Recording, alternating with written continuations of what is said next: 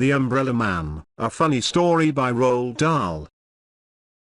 I'm going to tell you about a funny thing that happened to my mother and me yesterday evening. I am 12 years old and I'm a girl. My mother is 34, but I'm nearly as tall as her already. Yesterday afternoon, my mother took me up to London to see the dentist. He found one hole. It was in a back tooth, and he filled it without hurting me too much.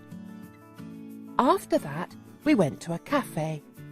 I had a banana split, and my mother had a cup of coffee.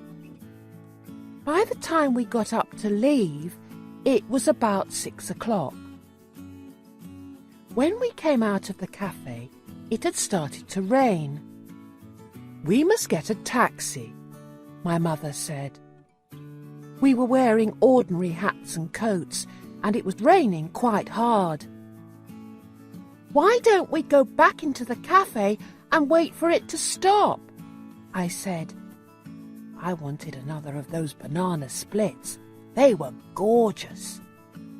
"It isn't going to stop," my mother said. "We must get home." We stood on the pavement in the rain, looking for a taxi. Lots of them came by, but they all had passengers inside them. "I wish we had a car with a chauffeur," my mother said. Just then, a man came up to us. He was a small man, and he was pretty old, probably 70 or more. He raised his hat politely and said to my mother, "Excuse me, I do hope you will excuse me."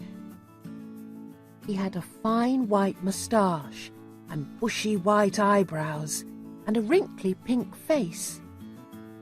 He was sheltering under an umbrella, which he held high over his head. "Yes?" my mother said, very cool and distant. "I wonder if I could ask a small favour of you," he said. "It is only a very small favour." I saw my mother looking at him suspiciously. She is a suspicious person, my mother. She is especially suspicious of two things: strange men and boiled eggs. When she cuts the top off a boiled egg, she pokes around inside it with her spoon, as though expecting to find a mouse or something.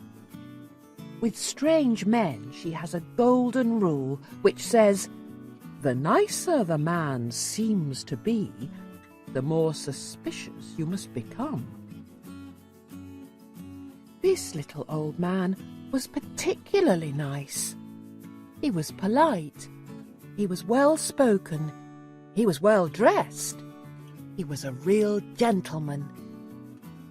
The reason I knew he was a gentleman was because of his shoes.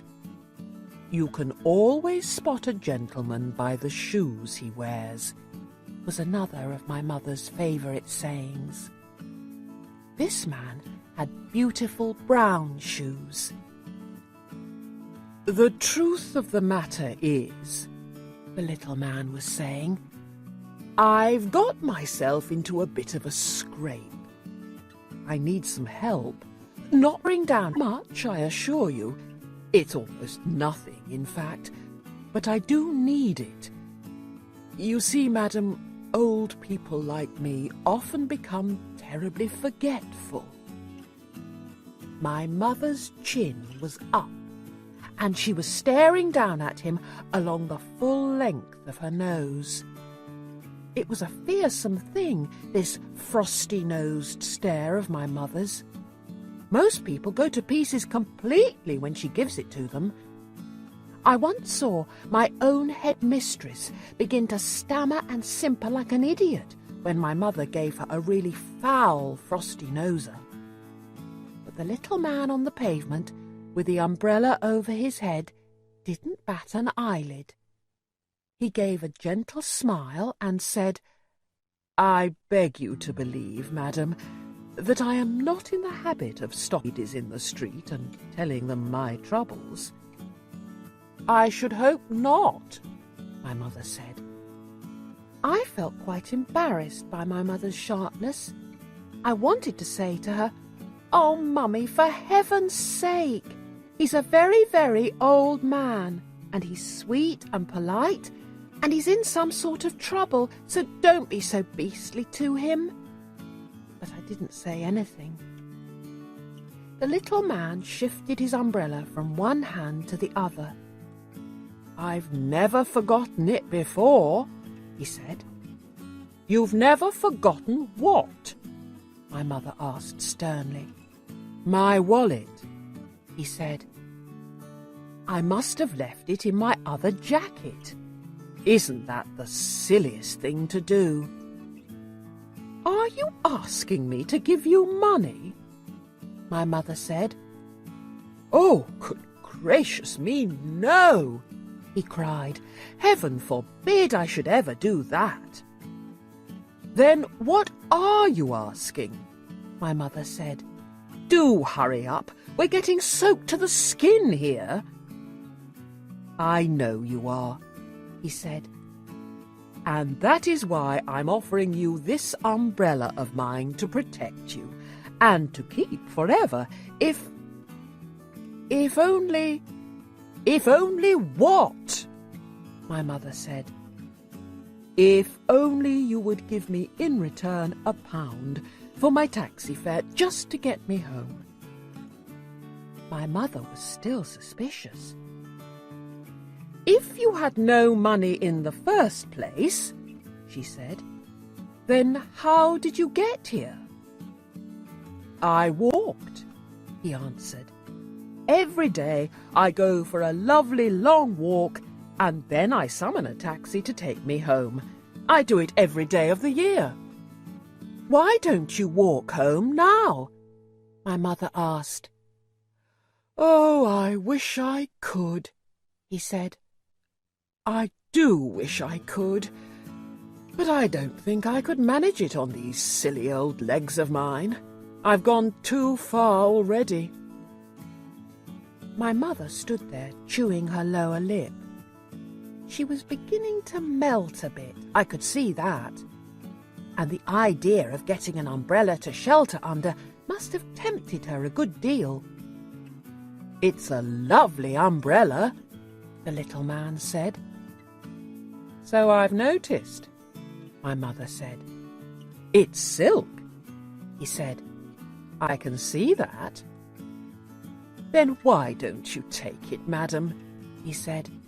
"It cost me over £20, I promise you, but that's of no importance so long as I can get home and rest these old legs of mine."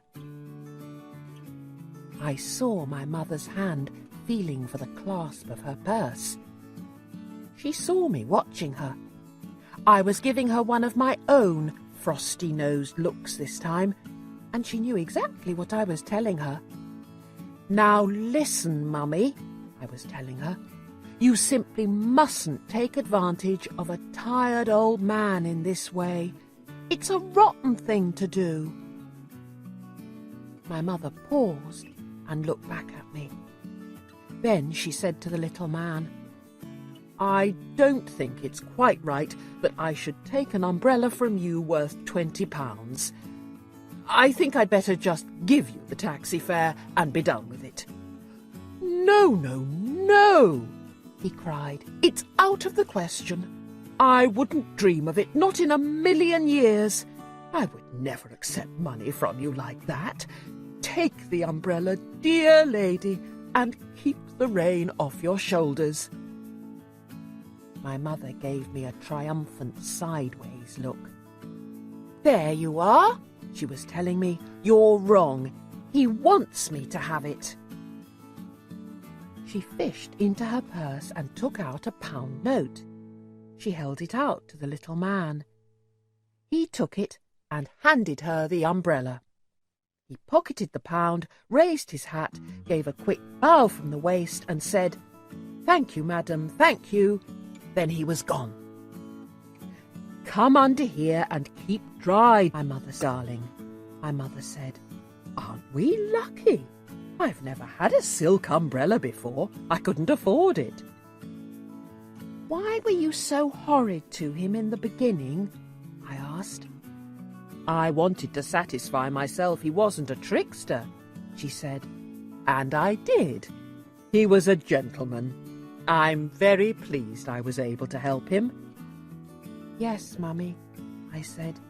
"A real gentleman," she went on. "Wealthy, too. Otherwise he wouldn't have had a silk umbrella. I shouldn't be surprised if he isn't a titled person. Sir Harry Goldsworthy, or something like that." "Yes, Mummy." "This will be a good lesson to you," she went on. "Never rush things. Always take your time when you're summing someone up. They never make mistakes." "There he goes," I said. "Look!" "Where?" "Over there. He's crossing the street." "Goodness, Mummy, what a hurry he's in." We watched the little man as he dodged nimbly in and out of the traffic. When he reached the other side of the street, he turned left, walking very fast. "He doesn't look very tired to me. Does he to you, Mummy?" My mother didn't answer. "He doesn't look as though he's trying to get a taxi either," I said. My mother was standing very still and stiff, staring across the street at the little man. We could see him clearly. He was in a terrific hurry. He was bustling along the pavement, sidestepping the other pedestrians and swinging his arms like a soldier on the march. "He's up to something," my mother said, stony-faced. "But what?" "I don't know," my mother snapped, "but I'm going to find out. Come with me." She took my arm and we crossed the street together. Then we turned left. "Can you see him?" my mother asked. "Yes, there he is. He's turning right down the next street." We came to the corner and turned right. The little man was about 20 yards ahead of us. He was scuttling along like a rabbit, and we had to walk very fast to keep up with him. The rain was pelting down harder than ever now, and I could see it dripping from the brim of his hat onto his shoulders. But we were snug and dry under our lovely big silk umbrella. "What is he up to?" my mother said. "What if he turns round and sees us?" I asked. "I don't care if he does," my mother said. "He lied to us. He said he was too tired to walk any further, and he's practically running us off our feet. He's a barefaced liar. He's a crook." "You mean he's not a titled gentleman?" I asked. "Be quiet," she said. At the next crossing, the little man turned right again. Then he turned left, then right. "I'm not giving up now," my mother said. "He's disappeared," I cried. "Where's he gone?" "He went in that door," my mother said. "I saw him into that house. Great heavens, it's a pub!" It was a pub. In big letters right across the front it said, "The Red Lion." "You're not going in, are you, Mummy?" "No," she said. "We'll watch from outside."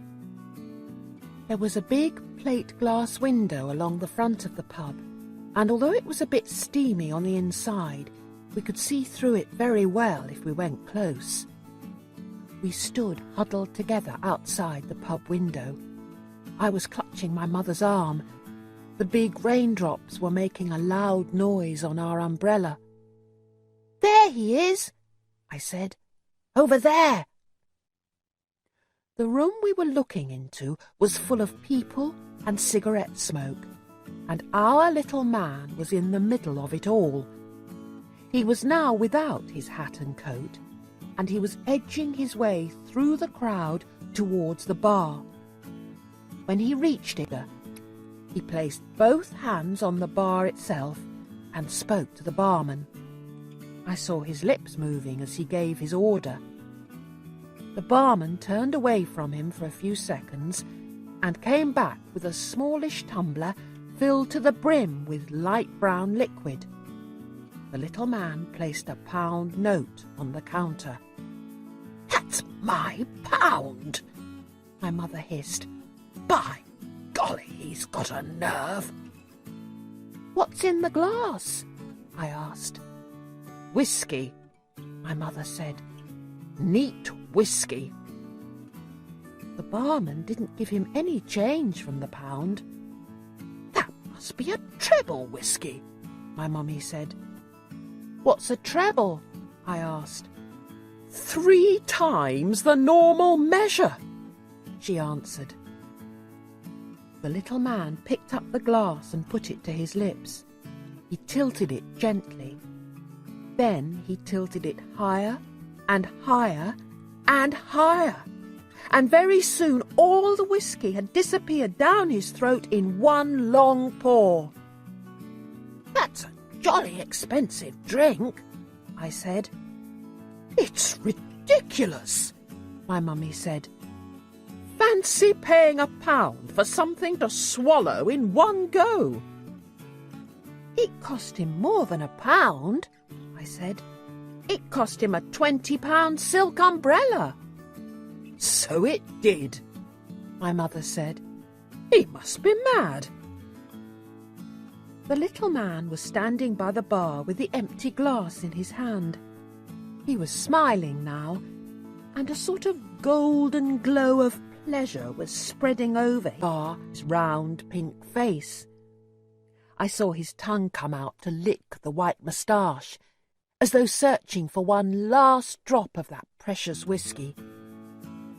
Slowly he turned away from the bar and edged his way back through the crowd to where his hat and coat were hanging. He put on his hat, he put on his coat. Then, in a manner so superbly cool and casual that you hardly noticed anything at all, he lifted from the coat rack one of the many wet umbrellas hanging there, and off he went. "Did you see that?" my mother shrieked. "Did you see?" "He did." "Shh," I whispered. "He's coming out." We lowered our umbrella to hide our faces and peered out from under it. Out he came, but he never looked in our direction. He opened his new umbrella over his head and scurried off down the road the way he had come. "So that's his little game," my mother said. "Neat," I said. "Super."